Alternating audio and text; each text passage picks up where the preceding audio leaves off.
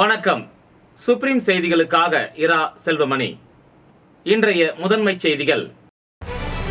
புதுச்சேரியில் மக்களால் தேர்ந்தெடுக்கப்பட்ட அரசு இருந்தாலும் அதிகாரம் ஆளுநரிடம்தான் உள்ளது என்பதுதான் உண்மை. முதலமைச்சர் ரங்கசாமி பேச்சு. விதிமீறல் கட்டடங்களுக்கான இணைய வழி ஒருமுறை ஒழுங்குபடுத்தும் திட்டம் முதலமைச்சர் ரங்கசாமி தொடங்கி வைத்தார். மணக்குள விநாயகர் தேவஸ்தானத்தில் 33 லட்சம் ரூபாய் செலவில் தேவஸ்தானம் முழுவதும் ஆகஸ்ட் மாதத்திற்குள் குளிர்சாதன வசதி ஏற்படுத்தப்பட உள்ளது. புதுச்சேரி நீதிமன்றத்திற்கு வெடிகுண்டு மிரட்டல். வெடிகுண்டு நிபுணர்களுடன் போலீசார் சோதனை.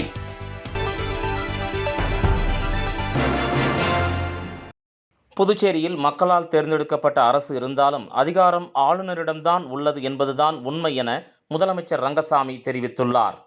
2026ஆம் ஆண்டு தேர்தல் வரவுள்ள நிலையில் புதுச்சேரியில் பல்வேறு அரசியல் கட்சியினர் தேர்தல் பணிகளை தொடங்கியுள்ளனர். இந்த நிலையில் என்ஆர் காங்கிரஸ் கட்சியின் இளைஞரணியின் இணைய வழி உறுப்பினர்கள் சேர்க்கையை அக்கட்சியின் தலைவரும் மாநில முதலமைச்சருமான ரங்கசாமி தொடங்கி வைத்தார். தொடர்ந்து நிர்வாகிகளிடையே பேசிய ரங்கசாமி, புதுச்சேரியில் முத்தான திட்டங்களை அரசு செயல்படுத்தி வருவதாகவும் கடந்த ஆட்சியில் ஒன்றுமே செய்ய முடியவில்லை, ஆளுநரிடம் சண்டை போட்டுக் கொண்டு இருந்தனர். ஆனால் தேசிய ஜனநாயக கூட்டணி ஆட்சி வந்த பிறகு பல்வேறு நலத்திட்டங்களை தற்போது செயல்படுத்தி வருகிறது. மேலும் தற்போது காலியாக இருந்த சுமார் 5000 அரசு பணியிடங்கள் நிரப்பப்பட்டுள்ளது. கடந்த ஆட்சியில் சட்டமன்ற உறுப்பினர் நிதி வழங்கவில்லை, ஆனால் தற்போது ரூபாய் 3 கோடியாக வழங்கப்பட்டு வருகிறது என்றார். தொடர்ந்து பேசிய அவர், பல்வேறு திட்டங்களை செயல்படுத்துவதால் எதிர்க்கட்சிகளால் பொறுத்து கொள்ள முடியவில்லை. ஏதாவது குறை கூற வேண்டும் என்பதால் ஊழல் மற்றும் குறைகளை கூறி வருவதாகவும், அரிசி கொள்முதலில் ஊழல் என எதிர்க்கட்சிகள் குற்றஞ்சாட்டிய நிலையில் சிறந்த முறையில் அரிசி வழங்கப்பட்டு வருவது மக்களிடையே வரவேற்பை பெற்றுள்ளது. மேலும் இலவச அரிசியுடன் 2 கிலோ கோதுமை வழங்கப்பட உள்ளது என்றார். இதேபோல் வேலைவாய்ப்பு, அரசின் நலத்திட்டங்கள் செயல்படுத்துவதால் புதுச்சேரியில் உள்ளவர்களின் வீட்டில் உணவு இல்லை என்ற நிலை உள்ளதாக பெருமிதம் கொண்ட அவர், நல்ல ஆட்சி கொடுப்பதால் மீண்டும் 2026ஆம் ஆண்டு ஆட்சி அமையும் என்றும் நம்பிக்கை தெரிவித்தார். மேலும் எதிர்க்கட்சிகள் கூறும் குற்றச்சாட்டுகளுக்கு உரிய நேரத்தில் பதில் அளிக்கப்படும் என்றும் யாருக்கும் பயப்படவில்லை என்றார். மேலும் புதுச்சேரிக்கு மாநில அந்தஸ்து பெறுவது மிகவும் அவசியமான ஒன்றாக உள்ளதாகவும், தேர்ந்தெடுக்கப்பட்ட அரசு இருந்தாலும் அதிகாரம் ஆளுநரிடம்தான் உள்ளது என்பதுதான் உண்மை என தெரிவித்த முதலமைச்சர் ரங்கசாமி, எந்த திட்டமாக இருந்தாலும் ஆளுநரிடம் ஒப்புதல் பெற வேண்டிய நிலை உள்ளதால் அவர் ஒப்புதல் அளிக்கவில்லை என்றால் தடங்கல் மற்றும் குழப்பம் ஏற்படும். எனவே இதுபோன்று இல்லாமல் இருக்க வேண்டும் என்றால் தனி மாநில அந்தஸ்து கிடைக்க வேண்டும் என்றும் அதனை பெற வேண்டும் என்றார் முதலமைச்சர் ரங்கசாமி. அனுமதியில்லாத கட்டடங்கள் மற்றும் கட்டிட அனுமதிக்கு புறம்பாக கட்டப்பட்ட விதிமீறல் கட்டிடங்களுக்கான இணைய வழி ஒருமுறை ஒழுங்குபடுத்தும் திட்டத்தினை முதலமைச்சர் ரங்கசாமி அவர்கள் புதுச்சேரி சட்டப்பேரவையில் தொடங்கி வைத்தார்.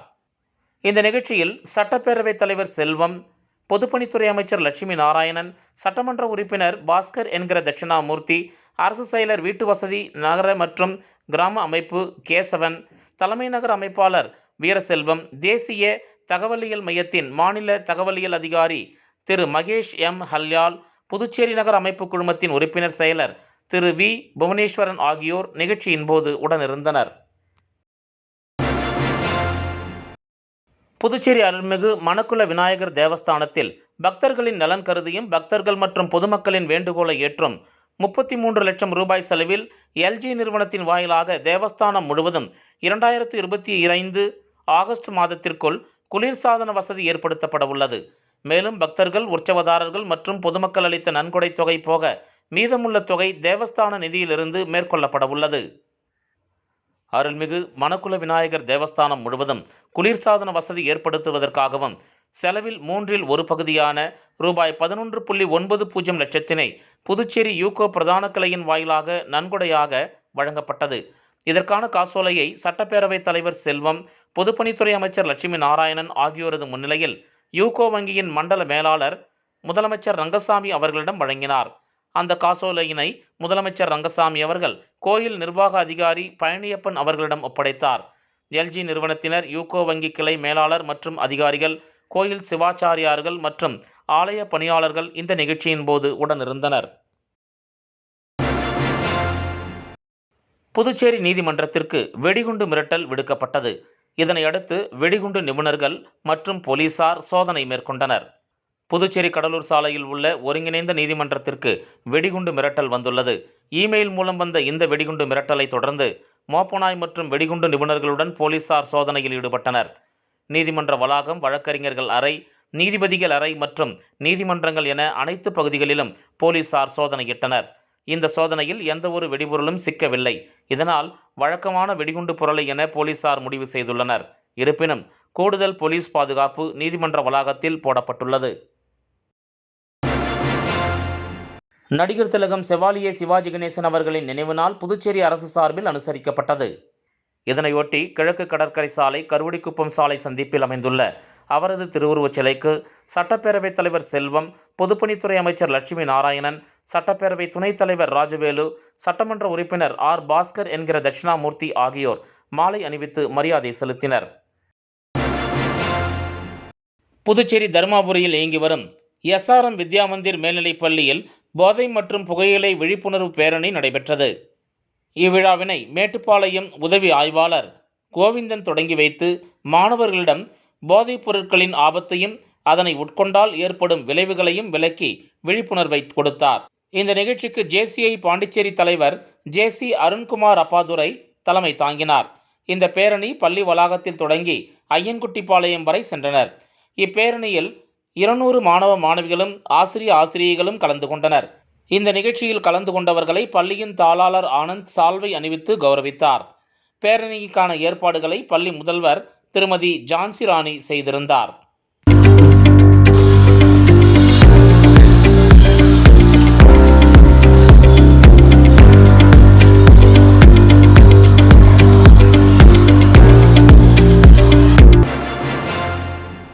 விழுப்புரம் மாவட்டம் மரக்காணம் அருகே பெருமுக்கல் கிராமத்தில் சஞ்சீவி மலை உச்சியில் புற்று வடிவில் அமைந்துள்ள வக்ரகாளியம்மன் ஆலயத்தில் கூழ் வார்த்தல் நிகழ்ச்சி நடைபெற்றது.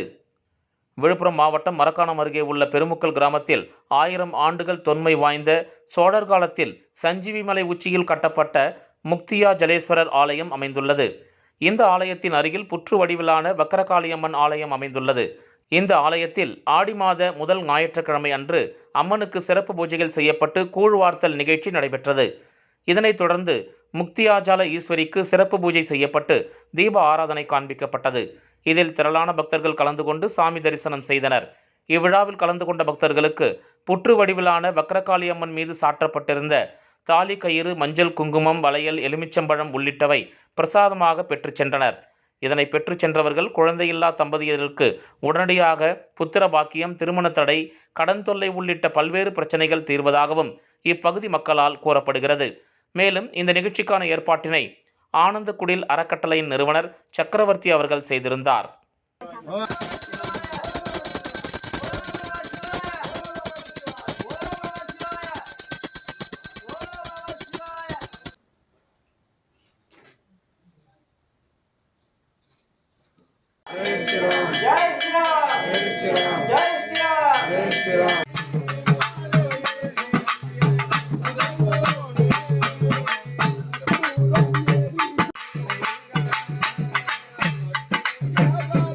விளம்பர இடைவேளைக்கு பிறகு செய்திகள் தொடரும்.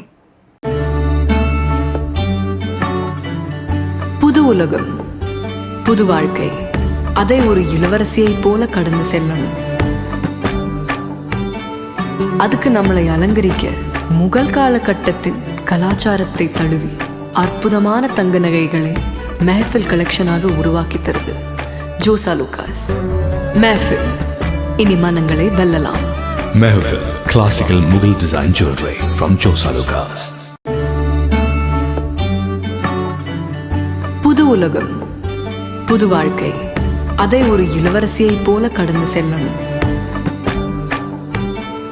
அதுக்கு நம்மளை அலங்கரிக்க முகல் காலகட்டத்தின் கலாச்சாரத்தை தழுவி அற்புதமான தங்க நகைகளை மெஹஃபில் கலெக்ஷனாக உருவாக்கி தருது ஜோசா லூகாஸ். மெஹஃபில், இனி மனங்களை வெல்லலாம். Mehfil, classical Mughal design jewelry from Josa Lucas. வெற்றியை தாரக மந்திரமாக கொண்டு இன்றைய மாணவர்களை நாளைய வல்லுநர்களாக உருவாக்கி கொண்டிருக்கும் சௌமியா பாராமெடிக்கல் இன்ஸ்டிடியூட். மருத்துவம் சார்ந்த வேலைவாய்ப்பு கல்விகள். NEET repeated courses for all batches. Admissions going on. degree courses BSc Medical Laboratory Technology, BSc Dialysis Technology, BSc Optometry Technology, BSc Radiology Medical Imaging Technology, BSc Operation Theatre Technology. Diploma courses later entry மூலம் direct second year. Uniform, record, lab coat முற்றிலும் இலவசம். படிக்கும் போதே பகுதி நேர வேலை வாய்ப்புக்கு உத்தரவாதம். 100% அரசு தர சான்றிதழ் வழங்கப்படும். டிப்ளமோ கோர்சஸ் ஃபீஸ் ரூபாய் 10,000 மட்டுமே. தவணை முறையிலும் கட்டணத்தை செலுத்தலாம். புதுவையில் ஊதியத்துடன் பயிற்சி தரும் ஒரே கல்வி நிறுவனம்.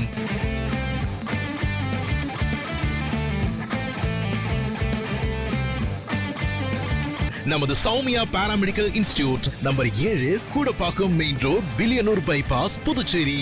For contact 8220931846. அரியாங்குப்பம் தொகுதியைச் சேர்ந்த தொழிலதிபர் சந்திரமோகன் அவர்கள் சுமார் 500க்கும் மேற்பட்டோருடன் பாஜக தலைவர் ராமலிங்கம், உள்துறை அமைச்சர் நமச்சிவாயம் முன்னிலையில் தன்னை பாஜகவில் இணைத்துக் கொண்டார். புதுச்சேரி அரியாங்குப்பம் தொகுதியைச் சேர்ந்த தொழிலதிபரும் சமூக சேவகருமான சந்திரமோகன் அவர்கள் பாஜகவில் இணையும் விழா அரியாங்குப்பத்தில் உள்ள காமராஜர் திருமண நிலையத்தில் நடைபெற்றது. இந்த நிகழ்ச்சிக்கு அரியாங்குப்பம் தொகுதி பாஜக தலைவர் வசந்தராஜ் தலைமை தாங்கினார்.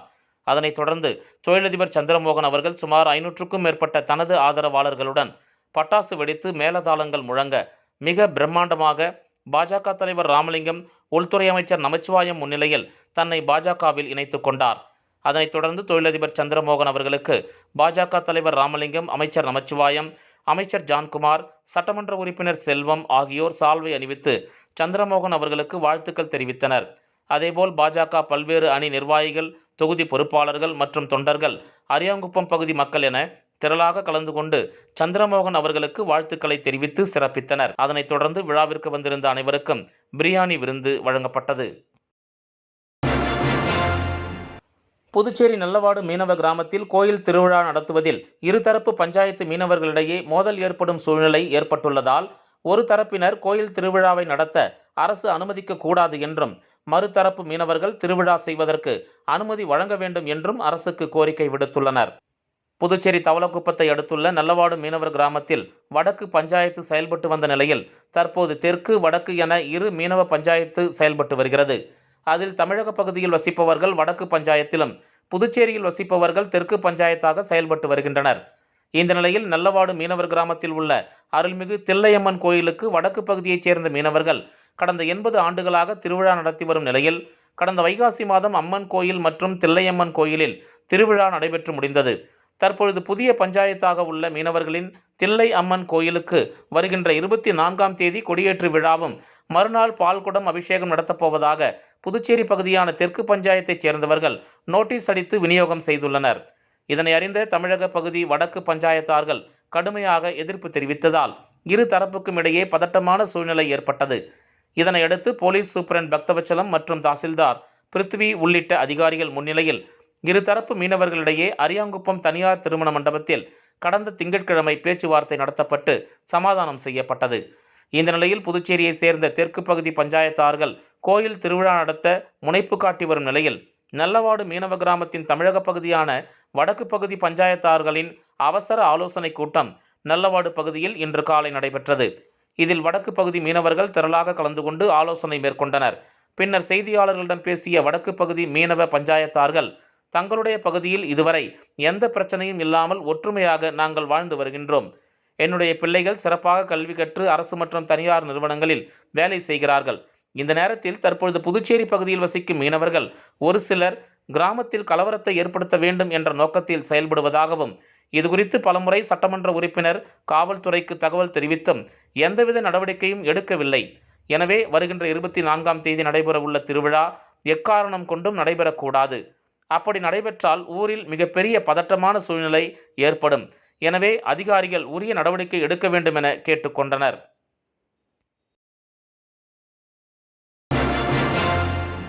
ஊசுடு சட்டமன்ற தொகுதிக்கு உட்பட்ட சேதராப்பட்டு முத்தமிழ் நகரில் புதிய மின்மாற்றியை முன்னாள் அமைச்சர் சாய் ஜே சரவணன்குமார் பொதுமக்களின் பயன்பாட்டிற்கு தொடங்கி வைத்து அர்ப்பணித்தார். புதுச்சேரி மாநிலம் ஊசுடு சட்டமன்ற தொகுதிக்கு உட்பட்ட சேதராப்பட்டு முத்தமிழ் நகர் பகுதியில் கடும் மின்னழுத்த குறைபாடு நிலவி வந்தது. இதனையடுத்து அப்பகுதி மக்கள் முன்னாள் அமைச்சர் சாய் ஜே சரவணன்குமார் எம்எல்ஏவிடம் கோரிக்கை விடுத்தனர்.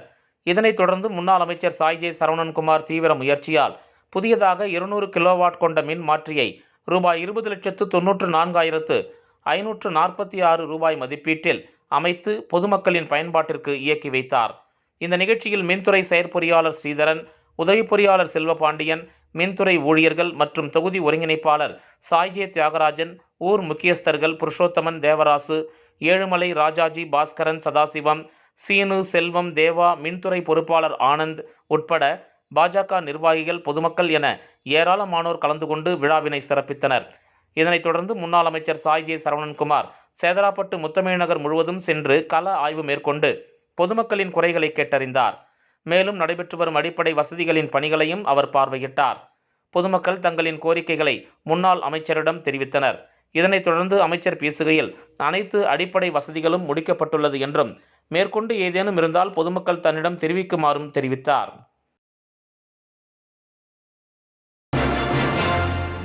பிச்சைவீரன்பேட் அருள்மிகு ஸ்ரீ மீனாட்சி அம்மன் ஆலயத்தில் கருவறை மறுசீரமைப்பு பணியினை சொந்த செலவில் செய்து கொடுத்த அமமுக மேற்கு மாநில இணை செயலாளர் லாவண்யாவிற்கு பொதுமக்கள் பாராட்டு தெரிவித்தனர். புதுச்சேரி மாநிலம் உழவர்கரை சட்டமன்ற தொகுதிக்கு உட்பட்ட பிச்சைவீரன்பேட் பகுதியில் அமைந்துள்ள அருள்மிகு ஸ்ரீ மீனாட்சி அம்மன் ஆலயத்தில் கருவறை மறுசீரமைப்பு பணி மேற்கொள்ள வேண்டி அப்பகுதி மக்கள் அம்மா மக்கள் முன்னேற்றக் கழக மேற்கு மாநில இணை செயலாளர் லாவண்யாவிடம் கோரிக்கை விடுத்தனர். இதனைத் தொடர்ந்து அமமுக மேற்கு மாநில இணை செயலாளர் லாவண்யா அப்பணிகளை முழுவதையும் தானே செய்து கொடுப்பதாக உறுதியளித்து அதற்கு உண்டான அனைத்து செலவுகளையும் மேற்கொண்டு ஆலய நிர்வாகத்தினரிடம் ஊர் பொதுமக்கள் முன்னிலையில் ரூபாய் 80,000 நன்கொடையாக வழங்கினார். முன்னதாக ஆலயத்தில் அமமுக லாவண்யா சிறப்பு வழிபாடு செய்து சாமி தரிசனம் செய்தார். தொடர்ந்து ஆலயத்தில் அவருக்கு முதல் மரியாதை செய்யப்பட்டு பிரசாதம் வழங்கப்பட்டது. இந்த நிகழ்ச்சியில் கோயில் நிர்வாகத்தினர், ஊர் பொதுமக்கள், அம்மா மக்கள் முன்னேற்றக் கழக நிர்வாகிகள் என ஏராளமானோர் கலந்து கொண்டனர். ராஜீவ்காந்தி தேசிய பேரவை சார்பில் அகில இந்திய காங்கிரஸ் கட்சியின் தலைவர் மல்லிகார்ஜுன கார்கே பிறந்தநாள் விழா பல்வேறு இடங்களில் வெகு விமரிசையாக கொண்டாடப்பட்டது. அகில இந்திய காங்கிரஸ் கட்சியின் தலைவரும் பாராளுமன்ற மாநிலங்களவை எதிர்க்கட்சித் தலைவருமான மல்லிகார்ஜுன கார்கேவின் 84வது பிறந்தநாள் விழா ராகுல்காந்தி தேசிய பேரவை சார்பில் புதுச்சேரியில் பல்வேறு இடங்களில் கொண்டாடப்பட்டது. ராகுல்காந்தி தேசிய பேரவையின் தலைவரும் காங்கிரஸ் கட்சியின் ஊடகப் பிரிவு சேர்மனுமான ஆரி சேகர் தலைமையில் நடைபெற்ற இந்த விழாவில் பேரவை துணைத் தலைவர் திருவேங்கடம், வழக்கறிஞர் பிரிவு தலைவர் மருதுபாண்டியன், அசோகன், தயாளன் பிரபு ஆகியோர் முன்னிலை வகித்தனர். முதல் நிகழ்வாக மணக்குள விநாயகர் ஆலயத்தில் சிறப்பு பூஜை செய்யப்பட்டு தங்கத்தேர் இழுத்து பக்தர்களுக்கு அன்னதானம் வழங்கப்பட்டது. அதனைத் தொடர்ந்து முல்லா வீதியில் உள்ள தர்காவில் சிறப்பு தொழுகை செய்யப்பட்டு இனிப்பும் வழங்கப்பட்டது. பின்னர் தூய இருதய ஆண்டவர் ஆலயத்தில் சிறப்பு பிரார்த்தனையும், ஏழை எளிய மக்களுக்கு உணவும் நலத்திட்ட உதவியும் வழங்கப்பட்டது. மேலும் காங்கிரஸ் கட்சி தலைமை அலுவலகத்தில் காங்கிரஸ் கட்சியின் சார்பில் பிறந்தநாள் கேக் வெட்டி இனிப்புகள் வழங்கப்பட்டது. இந்த நிகழ்ச்சிகளில் சிறப்பு விருந்தினர்களாக முன்னாள் முதல்வர் நாராயணசாமி, முன்னாள் அமைச்சர் கந்தசாமி, முன்னாள் துணை சபாநாயகர் பாலன், முன்னாள் அரசு கொறடா அனந்தராமன், முன்னாள் சட்டமன்ற உறுப்பினர் கார்த்திகேயன் ஆகியோர் கலந்து கொண்டு சிறப்பித்தனர். இந்த நிகழ்ச்சியில் மணவாளன், தனுசு, இளையராஜா, மோகன்தாஸ், செந்தில், முத்துரங்கன், ராஜ்குமார், சார்லஸ், தங்கமணி, ஆறுமுகம், பரணி, கணேசன், புண்ணியமூர்த்தி, ஆனந்த், பத்மநாபன், உப்பளம் ரமேஷ், சேவாதள இளைஞரணி தலைவர் மணிகண்டன், நாகசத்தியா, சாம்பசிவம், நாராயணசாமி, மணிபாலன், மகளிர் காங்கிரஸ் பஞ்சகாந்தி, முத்தமிழ் சித்ரா, வசந்தி, குணபூஷணம், பொன்னி உட்பட காங்கிரஸ் கட்சி நிர்வாகிகள் பலர் திரளாக கலந்து கொண்டனர். புதுச்சேரி ரெட்டியார்பாளையம் மக்கள் தலைவர் வா சுப்பையா அரசு உயர்நிலைப் பள்ளியில் 1998-99 ஆண்டு படித்த முன்னாள் மாணவர்கள் மாணவிகள் சந்திப்பு நிகழ்ச்சி நடைபெற்றது. புதுச்சேரி ரெட்டியார்பாளையம் மக்கள் தலைவர் வா சுப்பையா அரசு உயர்நிலைப் பள்ளியில் 1998-99 ஆண்டு படித்த முன்னாள் மாணவர்கள் மாணவிகள் சந்திப்பு விழா இன்று பள்ளி வளாகத்தில் நடைபெற்றது. இவ்விழாவில் கலந்து கொண்ட மாணவ மாணவிகள் பழைய நினைவுகளை தூண்டும் வகையில் முன்னாள் மாணவர்கள் மற்றும் மாணவிகள் சந்திப்பு நிகழ்ச்சி மற்றும் முன்னாள் இந்நாள் ஆசிரியர்கள் மற்றும் சிறப்பு விருந்தினர்கள் பங்கேற்பு விழாவும் நடைபெற்றது. இவ்விழாவில் தாங்கள் பயின்ற ஆசிரியர்களை முன்னாள் மாணவ மாணவிகள் சந்தித்து நினைவு பரிசுகளை வழங்கி வாழ்த்துக்களை தெரிவித்தனர். மேலும் மாணவர்கள் தங்களது பழைய நினைவுகளையும் எடுத்துரைத்தனர். இவ்விழாவில் ஆரோக்கியராஜ், லியோராஜ், விமல்ராஜ், சந்திரசேகர், ரெஸ்லன், விஜயபாஸ்கரன், விஸ்வநாதன் உள்ளிட்ட பலர் கலந்து கொண்டனர். இவ்விழாவில் கலந்து கொண்ட முன்னாள் மாணவ மாணவிகள் தங்கள் ஆசிரியர்களின் பழைய நினைவுகளை நினைவு கூர்ந்து கௌரவப்படுத்தியது இந்த நிகழ்ச்சியில் பெரும் நெகிழ்ச்சியை ஏற்படுத்தியது. திருபுவனை தொகுதி களித்தீர்த்தால்குப்பம் கிராமம் திருபுவனை ஏரி வரத்து வாய்க்காலில் வெற்றி விநாயகர் நகரில் பாலம் கட்டுமான பணி தொடக்க விழாவிற்கான பூமி பூஜையினை சட்டமன்ற உறுப்பினர் அங்காளன் தொடங்கி வைத்தார். புதுச்சேரி மாநிலம் திருபுவனை சட்டமன்ற தொகுதி மண்ணாடிப்பட்டு கொம்யூன் களித்தீர்த்தால்குப்பம் கிராமம் திருபுவனை ஏரி வரத்து வாய்க்காலில் வெற்றி விநாயகர் நகரில் பாலம் கட்டுமான பணிக்கு ரூபாய் 23,43,000 ஒதுக்கப்பட்டுள்ளது. இப்பணிக்கான பூமி பூஜை விழா பொதுப்பணித்துறை சார்பில் இன்று காலை நடைபெற்றது. இதில் திருபுவனை தொகுதியின் சட்டமன்ற உறுப்பினர் அங்காளன் கலந்து கொண்டு விழாவிற்கு தலைமை தாங்கி பூமி பூஜை செய்து பணியினை தொடங்கி வைத்தார். இந்த நிகழ்ச்சியில் செயற்பொறியாளர் ராதாகிருஷ்ணன், உதவி பொறியாளர் செல்வராசு, இளநிலை பொறியாளர் பாலாஜி மற்றும் ஊர் பிரமுகர்கள், பொதுமக்கள், சட்டமன்ற உறுப்பினரின் ஆதரவாளர்கள் உட்பட பலர் கலந்து கொண்டனர்.